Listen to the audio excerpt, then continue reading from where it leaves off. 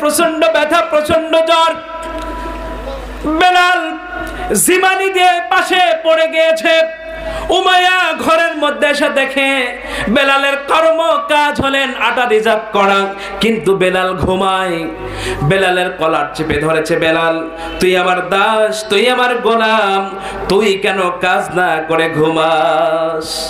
বেলাল তোমার তো দায়িত্ব মালিকের গোলামি করা, কি বলেন, মনিবের গোলামি করা, কিন্তু বেলাল আমার রিজার্ভ খালি, রিজার্ভে কিচ্ছু নাই, তোর আটা না ফেসে তুমি কেন ঘুমাও? বেলাল ডাক দিয়ে বললেন, মনিব আমার, আমি তো এমনিতে ঘুমিয়ে যাই নাই, ঘুমানোর কারণটা আমার শরীরের মধ্যে ব্যথা এবং জ্বর, এই জন্য আমি ঝিমানি দিয়ে পড়ে গিয়েছি, আমি কাজ করতে পারবো না। উমাইয়া ডাক দিয়ে বললেন, খপ করে বেলালকে ধরলেন উমাইয়া। ধরার পরে বেলালের মাথার মধ্যে হাত দিয়া চুল উপড়াইতে থাকে, বেলালের মুখের মধ্যে থাপড়াইতে থাকে। আমার প্রিয় ভাইরা, বেলালকে থাপড়াচ্ছেন, সর্বশেষ এক লাথি দিয়ে বেলালকে বাড়ির বাইরে বের করে দিয়েছেন। বেলাল তোর দ্বারা কাজ হবে না, চলে যা। বেলাল মনের কষ্ট নিয়ে, মনের দুঃখ নিয়ে, আমার মনিবকে এত ভালোবাসি, যে কাজ করতে পারে আমি সেই কাজটা করে দেই, কিন্তু আজকে অসুস্থ হবার কারণে কাজ করতে পারি নাই, আমার মনিব আমাকে বের করে দিয়েছে মেরে। বেলাল দুঃখ নিয়ে, কষ্ট নিয়ে রাস্তার মধ্যে বেলাল দাঁড়িয়ে আছেন। রাত গভীর, সকাল হয়ে গিয়েছে, মানুষগুলো রাস্তা দিয়ে হাঁটে, আর বেলালকে দেখে বলে, ও গোলাম, ও দাস, এখানে কেন পড়িয়াছ? মাথা কেন, মাথার মধ্যে উস্কো খুস্কো লাগছে, গায়ের মধ্যে কাপড় কেন ছেঁড়া? বেলাল মনের কষ্ট বলতে থাকে, আমার মুনিব আমাকে মেরে বের করে দিয়েছে। বেলাল মনের কষ্টে কাঁদতে থাকে। সকলে বেলালের কথাগুলো শ্রবণ করে বেলালকে সান্ত্বনা দেবার মতো একজন ব্যক্তি পাশে থাকে না। একটা দিন অতিবাহিত হয়ে গেল, দুইটা দিন চলে গেল, তিনটা দিন চলে গেল। ওই রাস্তার পাশ দিয়ে আমার নবী হেঁটে হেঁটে আসছেন। হঠাৎ করে বেলালের দিকে চোখ পড়ে গিয়েছে। আমার নবী দেখে, আহারে, আমার নবীর সঙ্গে বেলালের এখনো পরিচয় হই নাই। বেলাল নবীকে চেনে না, নবী বেলালকে চেনে না। আমার নবী সামনে এগিয়ে গেলেন, ডাক দিয়ে বলছেন, গোলাম, তোমার ফেস দেখে মনে হচ্ছে তুমি একজন দাস, তুমি একজন গোলাম, এইভাবে কেন পড়ে আছো? বেলাল বলেন, আমার মনিব উমায়ের আমাকে কি করেছে? আমাকে মেরে বের করে দিয়েছে। আমার নবী ডাক দিয়ে বলছেন, তোমার মনিব তোমাকে কেন মেরেছে? রিজার্ভে আটা খামির করতে হবে, পারি নাই, গায়ের মধ্যে প্রচন্ড ব্যথা, জ্বর, এই জন্য আমার মনিব আমাকে বের করে দিয়েছে। একটা দিন নয়, দুইটা দিন নয়, তিনটা দিন না খাওয়া অবস্থায় আমি বেলাল। আমার নবী সেখানে দাঁড়াইলেন না, সঙ্গে সঙ্গে বাড়ির দিকে চলে যান। বেলাল পিছন দিক থেকে ডেকে ডেকে বলেন, ও পথিক, আপনি কই যান? আজকে তিনটা দিন আমি না খাওয়া অবস্থায়, পেটের মধ্যে ক্ষুধা, কাউকে দেখে শান্তি পাই নাই। আপনাকে যখন দেখেছি আমার তিনটা দিনের ক্ষুধা নিবারণ হয়ে গিয়েছে। আমার গায়ে জ্বর ছিল, ব্যথা ছিল, আমার সেই জ্বরের ব্যথার অনুভব আমি আর পাচ্ছি না শরীরের মধ্যে। অর্থাৎ আপনি যে কোনো একটা সমাধান দিয়া তারপরে এখান থেকে যেতে হবে। সুবহানাল্লাহ বলেন। আমার নবী বেলালের কথা শুনলেন না, বাড়ির দিকে চলে গেলেন।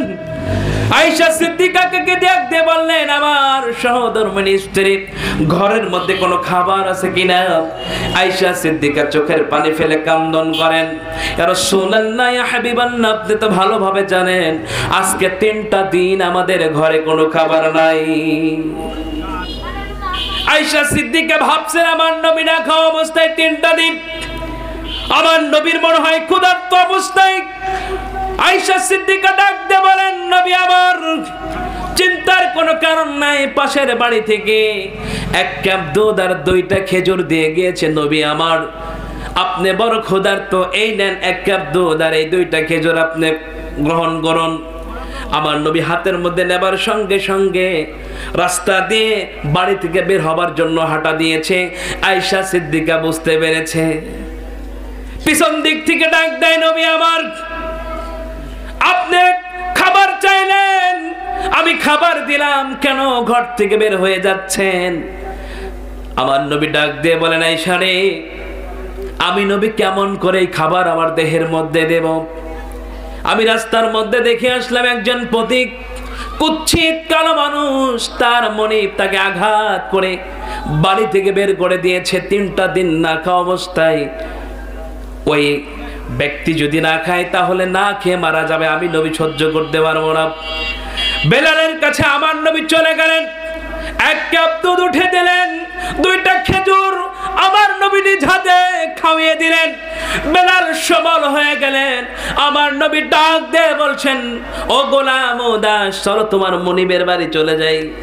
অযথা বেলাল ডাক দিয়ে বলেন, দেখেন, বেলাল বলছেন, ও পথিক, আমি খাবার রিজার্ভ দিতে পারি নাই, আমার মনিব আমাকে লাথি মেরে বাড়ি থেকে বের করে দিয়েছে। আর আপনি যদি আমার মনিবের কাছে এখন গিয়ে যদি অভিযোগ দেন, আমাকে একদম শেষ করে ফেলবে। কথা বলেন ঠিক না বেঠিক? একদম শেষ করে ফেলবে। আমি আটা রিজার্ভ করতে পারি নাই, আমাকে মেরে বের করে দিয়েছে।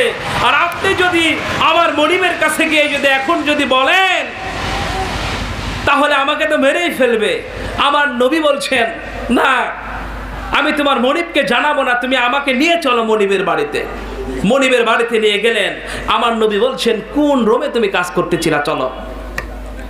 নবী আমার ঘরের মধ্যে প্রবেশ করলেন। নবীর গায়ের মধ্যে চাদর ছিল, চাদরটা বেলালের গায়ের মধ্যে দিয়ে দিলেন।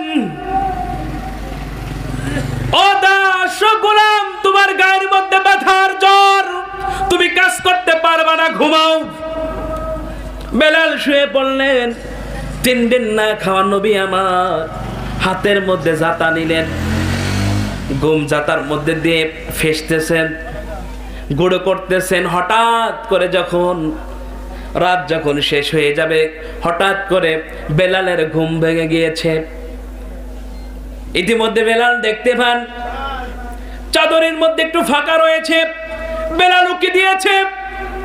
তিনি দেখতে পান এমন একজন ব্যক্তি ঘরের মধ্যে কাজ করছে। এটা অন্ধকার ঘর ছিল।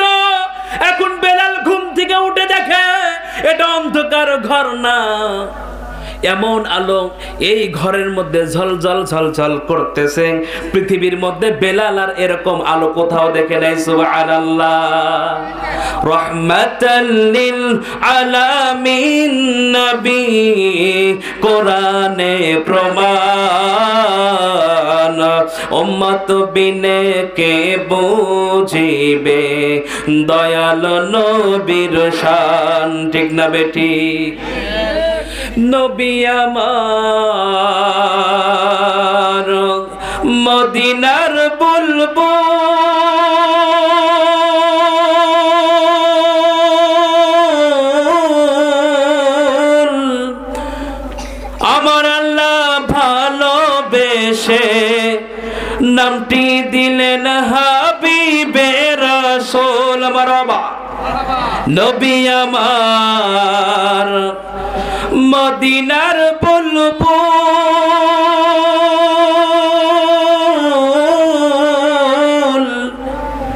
আমার আল্লাহ ভালোবেসে নামটি দিলেন হাবিবে রাসূল।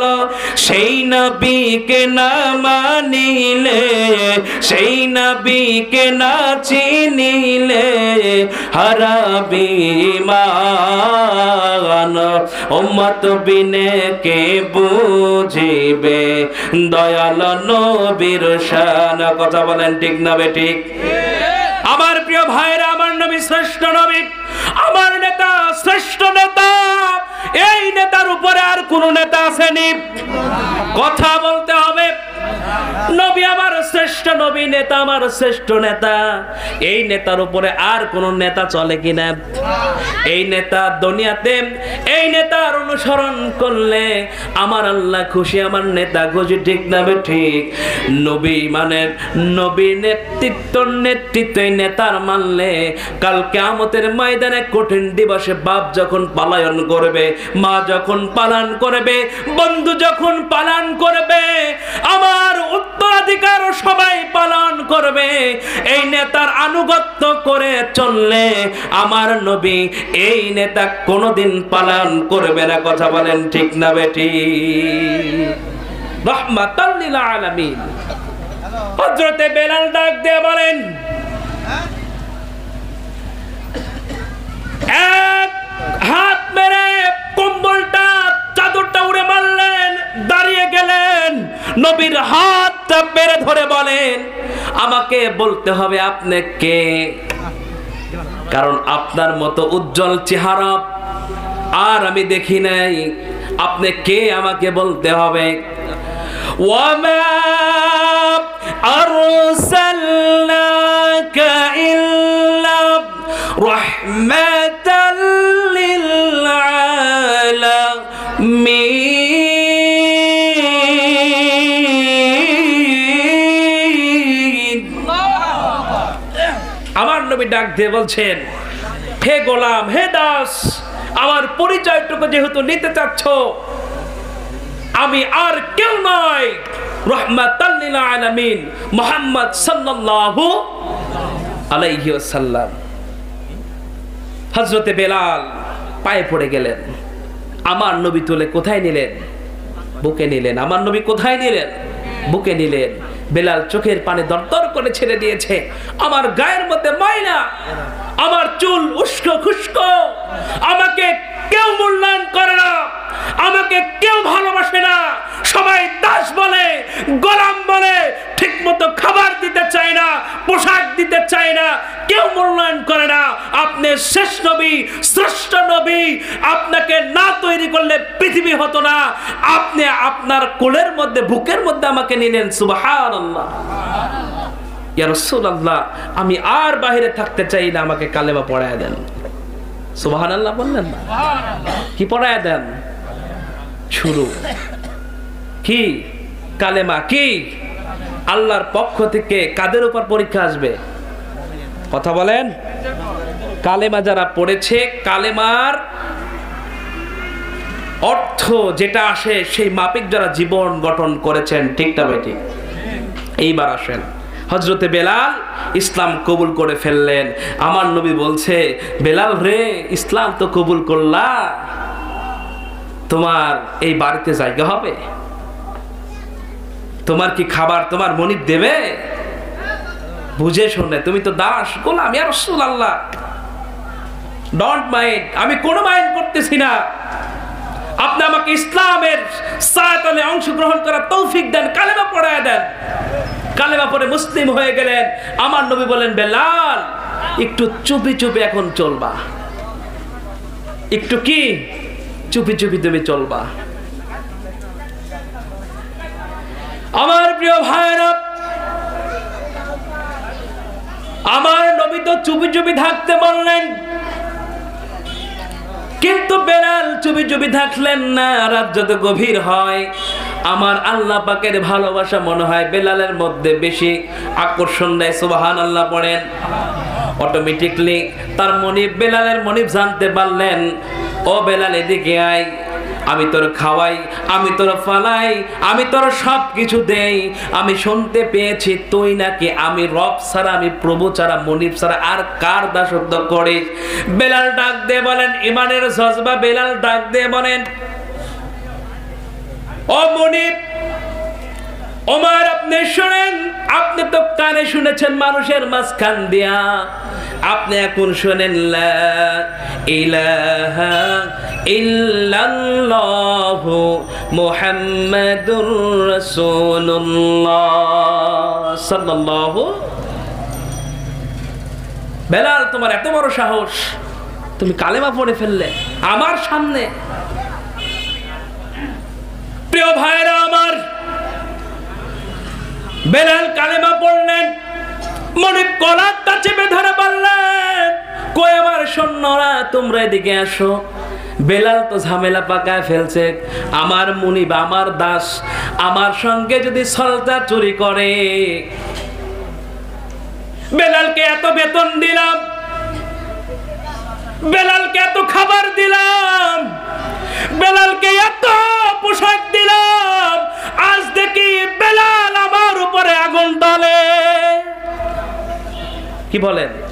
এত খাবার দিলাম, এত প্রটোকল দিলাম বেলালকে, আজ ওই আমার বিরুদ্ধে আঙ্গুল তুলে দাঁড়িয়েছে। ওর এত বড় কলিজা সাহস। আমার প্রিয় ভাইয়েরা, বেলালের উপর টর্চারিং শুরু হয়ে গেল। শরীরের উপর থেকে, শরীরের মাঝখান থেকে বেলাল রাদিয়াল্লাহু তাআলা জামা খুলে নেওয়া হলো। হযরতে বেলাল জামা খোলার পরে বেতের আঘাত করা হলো, আর বলা হয়, বেলাল রে কালেমা ছাড়বি কিনা বল। বেলাল বলে, জীবন চলে যাবে। যে আহাদ শব্দ মুখের মধ্যে উচ্চারণ করেছি, এই আহাদ শব্দ আমি ছাড়ব না। সুবহানাল্লাহ। আমার প্রিয় ভাইয়েরা, বেলালকে এবার বলা হলো, বেলালকে নিয়ে যাও, উত্তপ্ত গরম বালুর মধ্যে নিয়ে যাও, উপর করে শোয়ানো হলো বেলালকে। প্রিয় ভাইরা, আমার উপর করে শোয়ানো হলো কালেমা পড়ার কারণে, ইসলাম সঠিকভাবে বোঝার কারণে, ইসলাম সঠিকভাবে মানার কারণে বেলালকে উপর করে শোয়ানো হলো, পাথর উপরে চাপিয়ে দেওয়া হলো, আর খাবারগুলো সামনে রাখা হলো। লোভ দেখানো হলো। কি দেখানো হলো? লোভ দেখানো হলো। খাবার, অর্থ, স্বর্ণ, মুদ্রা যা আছে সামনে রাখা হয়। বেলাল, ওইগুলা নিবি না কালেমা ছাড়বি? বেলাল বলে, ওইগুলা তো নেব না। শাস্তি দিচ্ছ, তোর কাছে মাথাও নত করব না। আমাকে ফাঁসি দাও, আমাকে রিমান্ডে দাও, শরীরগুলো টুকরো টুকরো করে কেটে ফেলো, তবু আমি বেলাল যেই কালেমার মিশন আমার অন্তরের মধ্যে লালন করেছি, ধারণ করেছি, এই কালেমার সুঘ্রাণ, এই ঈমানের জজবা আমার অন্তর থেকে ছেড়ে দেব না। কথা বলেন ঠিক না বেটি? বেলালকে, প্রিয় ভাইরা আমার, বেলালকে টর্চারিং করা শুরু হলো। আমার প্রিয় ভাইরা দেখেন, আপনি নিজে কোরআন মানবেন, কোনো সমস্যা নাই, আপনি কোরআন পড়বেন, কোনো সমস্যা নাই। আপনার ভাইকে যখন কোরআন মানাতে যাবেন, যত ঝামেলা তখন। কথা বলে না? যত ঝামেলা তখন, যখন বুঝাইতে যাবেন। কেন বুঝাইতে গেলে এত ঝামেলা কেন? আপনি নিজে আমল করেন, কোনো বাধা নাই, কোনো ঝামেলা নাই। যখন দেখবে আপনার বুঝের কারণে অন্ধকার রাস্তাগুলো ছেড়ে ছেড়ে, অন্ধকার দলগুলো ছেড়ে, অন্ধকার মতগুলো ছেড়ে কোরআনের ছায়াতলে যখন মানুষগুলো অংশগ্রহণ করছে, এই বক্তৃতা বা এই কথা, এই আলোচনা ওকে আর, আমার প্রিয় ভাইয়েরা, এই আমলের আপনাকে করতে দেওয়া হবে না। যে আমলের মাধ্যম দিয়ে মানুষগুলো পরিবর্তন হয়, আপনি নিজে আমল করেন। নবীকে বলা হলো, আপনি নিজে নামাজ পড়েন, আপনি নিজে হজ করেন, আপনি নিজে যাকাত দেন, আপনি সব করেন, সব করেন, দাওয়াতি মিশনটা ছেড়ে দেন। আল্লাহ পাক সর্বশেষ আয়াত নাজিল করলেন, লাকুম দীনুকুম ওয়ালিয়া দীন, তোমারটা তোমাদের আর আমি নবীরটা আমাদের। যতই বাড়াবাড়ি করো, টাকার বান্ডিল যতই সামনে দাও, নারীর প্রবণ যতই দেখাও না কেন, কাজ হবে? কাজ হবে না। লালসার কাছে কভু হয় না সে পরাজয়, জীবন বিলিয়ে সে তো জান্নাত করে ক্রয়। লালসার কাছে কভু হয় না সে পরাজয়, জীবন বিলিয়ে সে তো জান্নাত করে ক্রয়। মৃত্যুর পাশাপাশি দাঁড়িয়েও যারা সুখী, এসো আজ তাদের দলে।